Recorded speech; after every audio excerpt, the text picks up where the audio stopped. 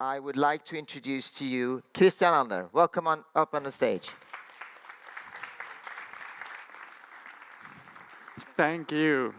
Great presentation. So, how many of you would like to have more value in your life?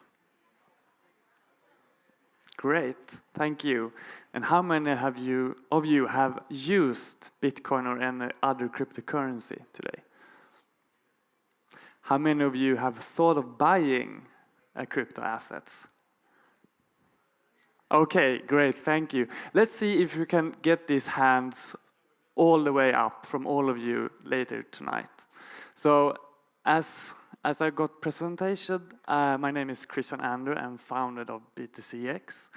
When I found Bitcoin 7 years ago, I thought that, okay, this is very interesting. I read the white paper and kind of understood that open source money in a distributed system really has a place in this world.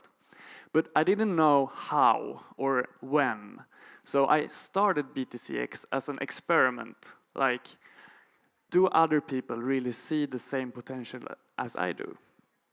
And it only took me 6 months when I had to quit my ordinary day job. I was a PhD at Uppsala University doing quantum biology, something completely different. And from there, it's more or less history for me. Today, BTCX have helped more than 250,000 Swedish people to understand Bitcoin and blockchain altogether. So, this actually brings us to today's topic, and I want to talk about value today. What value does Bitcoin and blockchain actually give to its users? There's a lot of speculation, financial speculation of that Bitcoin is a tulip bubble or a financial bubble that has no intrinsic value at all.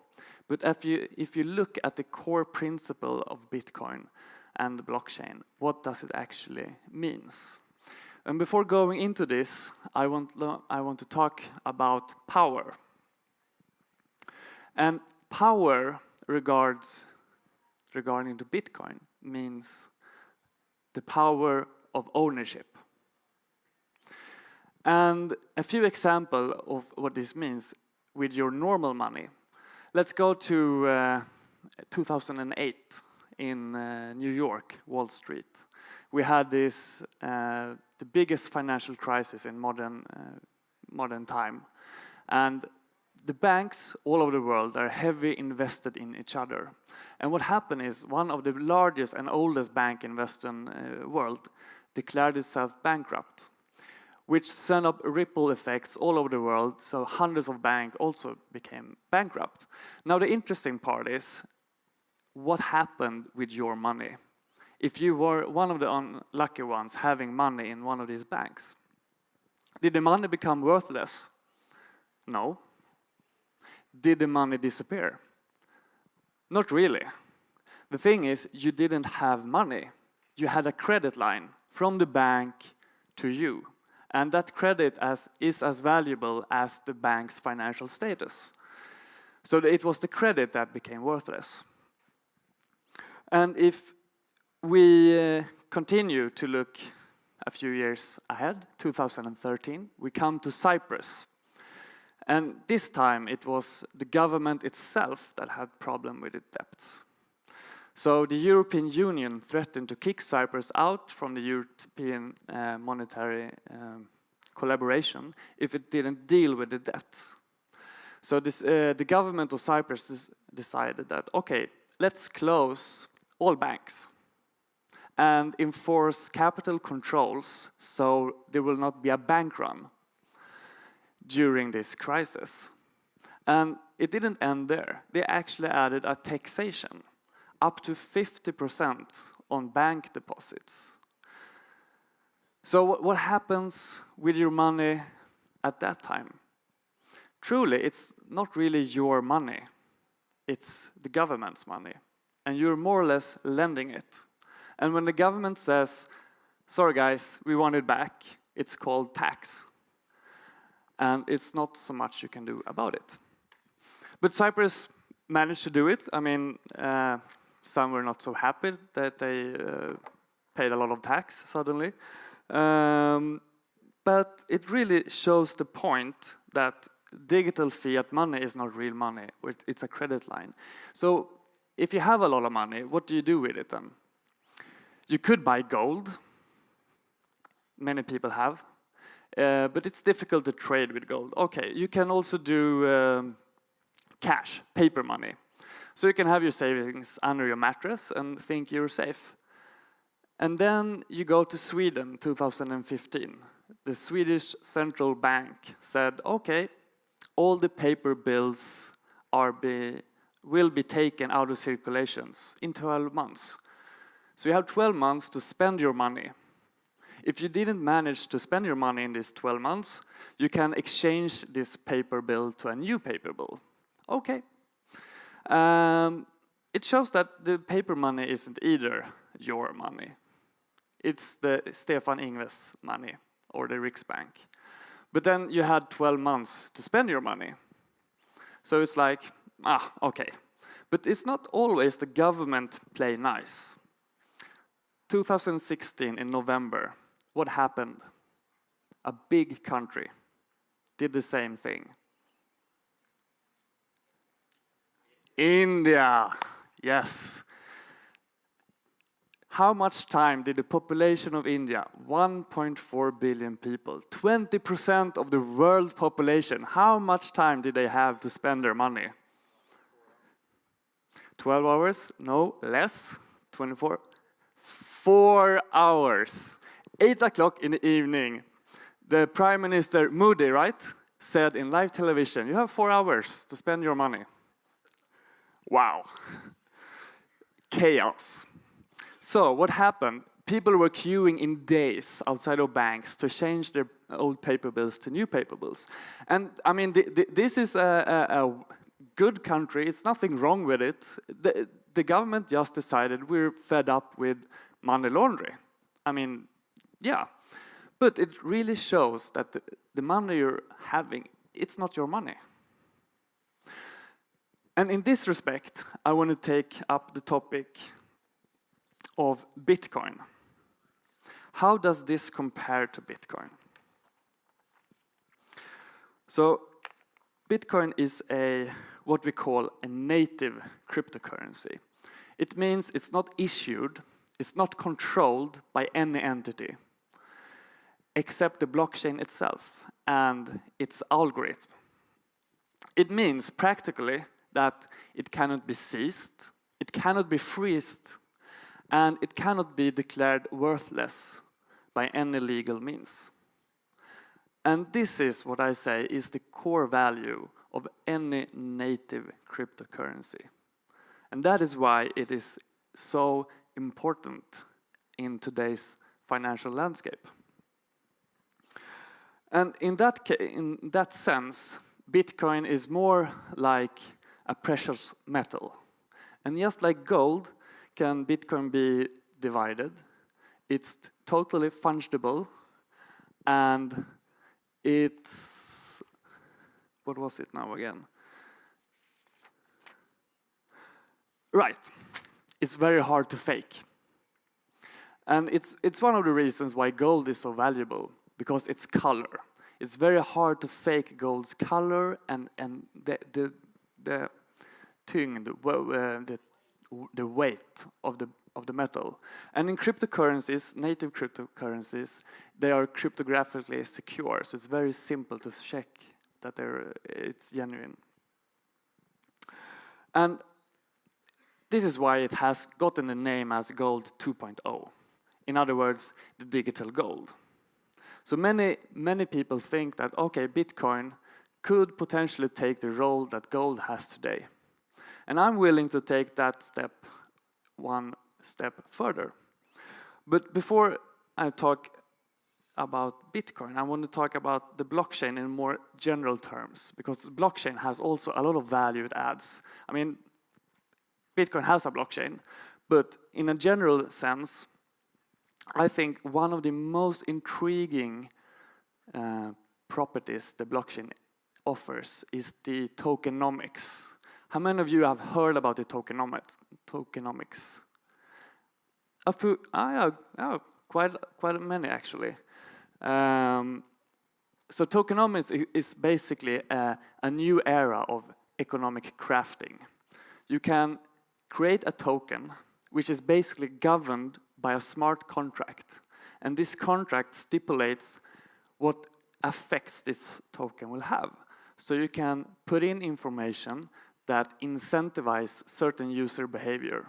And it could be anything. Anything from clicking ads, watching Netflix, or download a movie, selling your medical records, or buying some other data.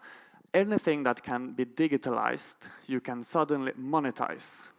And this is the foundation of tokenomics.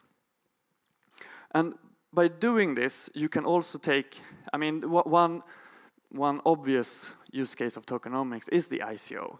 Suddenly you can crowdfund from a token, which inherently doesn't have any other value than you can program it. Another good example is the crypto kittens. How many of you have or had a crypto kitten? Awesome, one person.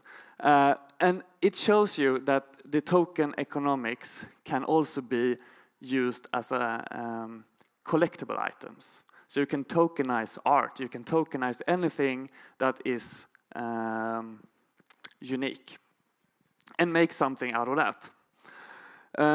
The downside with all these tokens, it's not a native cryptocurrency. So you need to be really careful.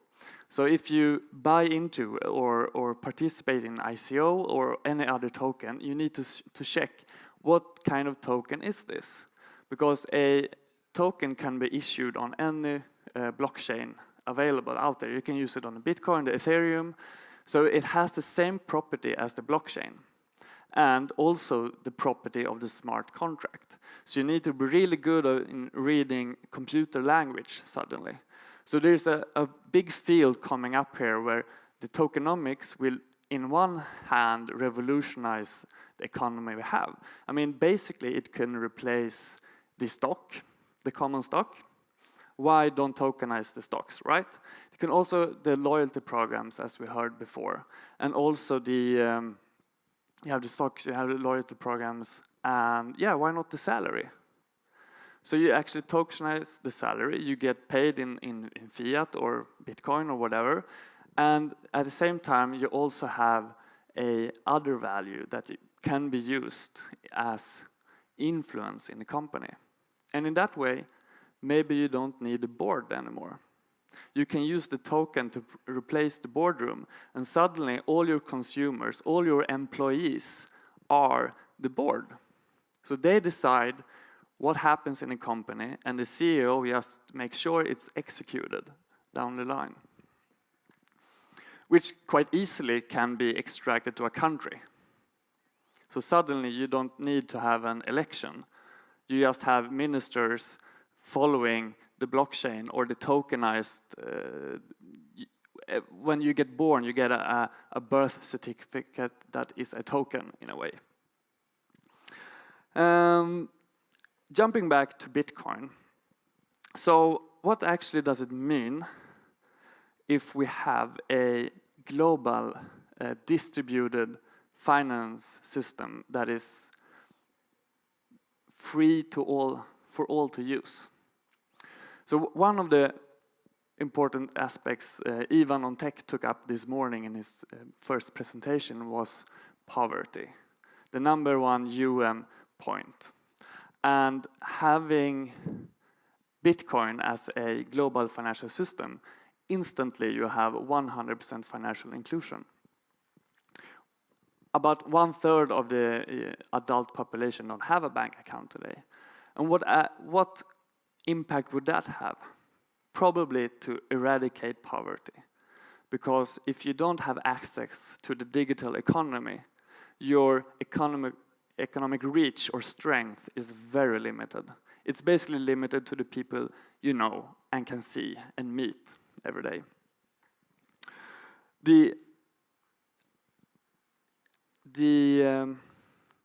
let's say, what the challenges as Bitcoin has. I mean, what would be needed for that to happen?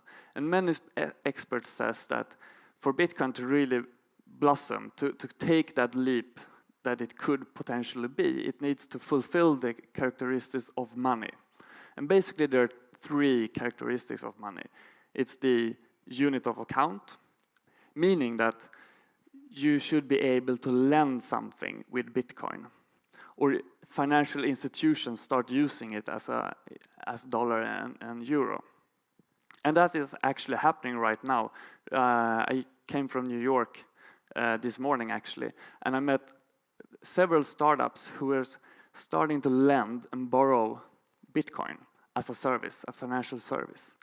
And as you probably seen, when you go to CoinMarketCap, the denomination of all the currencies is made in Bitcoin. And US dollar, of course. But also a store of value. And it's debated, is Bitcoin a store of value? I mean, for being a store of value, it needs to be stable. But then again, what is stable? And in a hype cycle like this, it's really hard to, I mean, maybe you can even predict it won't be stable. But how would it be if it happened? We had a worldwide financial inclusion. We eradicate poverty.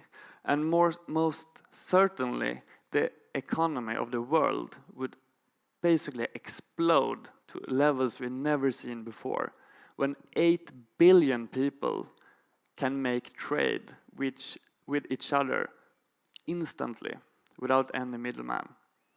It's hard to even grasp what that would be. It's like grasping what internet would be in the 80s. And this is just one cryptocurrency I'm talking about. And today, if we take in the fact that we have thousands, and in the near future, millions of tokens and other new asset classes, this is surely not the revolution you will want to miss out on. Okay, thank you everyone for listening.